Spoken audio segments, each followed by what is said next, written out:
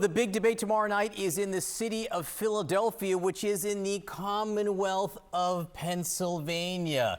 Now, in a previous episode of CNN News Central, I circled Pennsylvania many times to emphasize just how important it could be in the election. Watching from home when I was doing that was CNN's senior data reporter, Harry Etten, who is standing right here to kind of put some meat on the bones, right, and do a better job than I did of just circling Pennsylvania. I'm going to be additive. I couldn't do a better job. I'm just going to make the product you've made even better. So I just want to take a look at Pennsylvania, and what we see is a tightening race in the Commonwealth of Pennsylvania. All right, this is Harris versus Trump margin in the great Commonwealth of Pennsylvania. A month ago, when you looked at the polls, New York Times +4 Harris, +3 Quinnipiac for Harris, Franklin and Marshall +3 for Harris. But look at polls that have come out over the last week or so, and what do we see? We see a much tighter race. We see a tie in the CBS YouGov poll. We see a tie in the CNN SSRS poll. And this, to me, is part of an emerging pattern, which is in a very pivotal state. What we saw was a small Harris lead, but within the margin of error, becoming a race that is way too close to call at this particular point, one that is even. You say very pivotal the Commonwealth of Pennsylvania could be. How pivotal? How pivotal. All right, so let's take a look at this particular map. This is with the betting favorites, but with Kamala Harris taking the great Commonwealth of Pennsylvania over here. What do we see? We see that Kamala Harris wins in this particular case. Look at that, with exactly 270 electoral votes to Donald Trump's 268. All right, so Kamala Harris wins the Electoral College when she wins the Commonwealth of Pennsylvania. But let's take Pennsylvania out of Kamala Harris's column and put him in a Donald Trump's column. Again, with the betting favorites, with Trump taking Pennsylvania. What happens when we turn Pennsylvania red? Well, take a look here. Donald Trump wins in the Electoral College, 287 electoral votes to Kamala Harris's 251 electoral votes. So that is why I say it is pivotal. Yeah. It is so important. It's worth adding letters. I will say it's worth adding letters. I can't even get it out. The bottom line is, it is so important. This state is very important. You important data people like to call it a tipping point state. It looks like Pennsylvania could be the tipping point state, which means the one state that will decide the election. Now, if it is in fact the tipping point state, is there any elected official in Pennsylvania who may have been on a ticket that might have made a difference? Well, this was the great question when Kamala Harris was making her VP selection. Who should she select? And of course, folks like myself thought that she should take Josh Shapiro, of course, as the governor of the great Commonwealth of Pennsylvania. Why? Because his approval rating is 59%. And the bottom line is, if Kamala Harris loses in the state of Pennsylvania, and that is the tipping point state, as Mr. Berman put it, the state that put Donald Trump over the top in the Electoral College, there are going to be some real questions as to whether Kamala Harris should have chosen Josh Shapiro, given how popular he is in the Commonwealth of Pennsylvania. Could she have been a winner if she had chosen him instead of Tim Walz?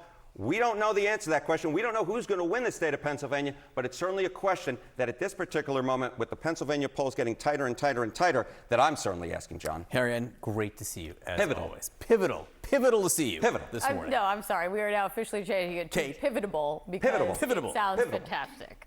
We're going with that. Thank you, gentlemen. Let's talk about all of this and how pivotable it all is. Joining us right now, CNN senior political analyst and senior editor with The Atlantic, Ron Brownstein. It's good to see you, Ron. Okay, Ron, you coined the phrase the blue wall.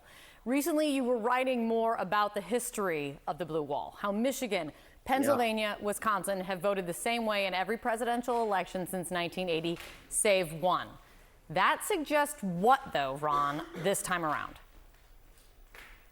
Yeah, I mean, it is striking. I mean, these are states that are demographically and economically similar. And as you know, they voted the same way in every presidential election since 80, except one. They've even voted the same way in every gubernatorial election since 1994, except one. They tend to move together. That's the history. But as you're noting, we're seeing something of a different pattern potentially this year. If you look at the totality of the recent polling, the CBS poll yesterday, the Say24 YouGov project, and the CNN polls last week, I think you look at them all together, they suggest that Harris is opening kind of, sort of, a little bit of space in Michigan and Wisconsin, which means, as you've been discussing, if she can add Pennsylvania, she gets to exactly 270. Pennsylvania looks tougher. By the way, looking at this even more narrowly, Pennsylvania and Michigan have voted the same way in every election since 1940, except for one in 1976 when Michigan went with favorite son Gerald Ford and Pennsylvania went with Jimmy Carter. So for them to separate, obviously history, prior results is no guarantee of future performance, but for them to separate would be a striking deviation from our history over really the last 80 years. It is really fascinating. And Axios, kind of summing up the polling trends of recent, Axios put it this way this morning, which I loved, kind of speaking to all American voters. You live in a toss-up nation where every election brings coin toss close fights to run American government. I mean, is that just what you add it all up to and what we see now? Well, it's really kind of a striking dynamic in that I was recently talking to Karl Rove, and he was reminiscing about how many states as recently as the 2000 election they were playing in, either on offense or on defense, places like Tennessee or Kentucky that we no longer consider, or West Virginia even, part of the dialogue. What's happened is that the number of swing states has dwindled to 6 or 7, but those states themselves have become hyper competitive. I mean, they are swing states because they are balanced, on the edge of a knife. So what you're talking about is a couple 100,000 people in really 6 or 7 states choosing the direction for a nation of 330 million. And we see some pretty similar patterns, whether we're talking about the national polling or the swing state polling, where Harris, like Biden, is running pretty close to what Biden got in his winning number in 2020 among white voters, maybe a little below where he was among whites without a college degree, maybe a little above where he was among whites with a college degree, and netting out to about the same place. But despite her gains, she is still not equaling what Democrats usually get among non-white voters and young voters. And that in many ways looks like her challenge and her task in the remaining weeks of the campaign. Let me ask you this, Ron. Dana and I were just talking about it. I want to get your take on this. Voters continue to say that they want to know more about Kamala Harris's policy positions. Yeah. The Harris campaign has added an issues tab on the campaign website. But I wonder what you think about this perception from voters. And I'm wondering what her campaign thinks about it as well, and if they are okay with that perception.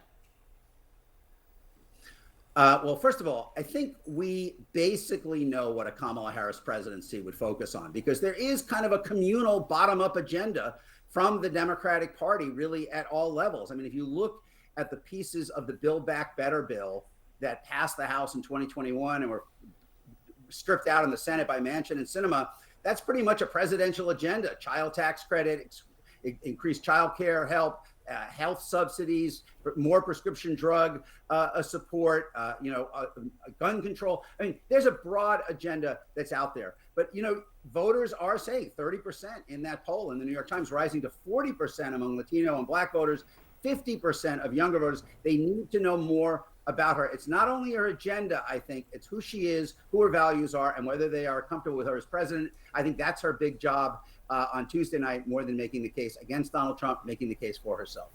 Interesting. Great to see you, Ron. Thank you so much.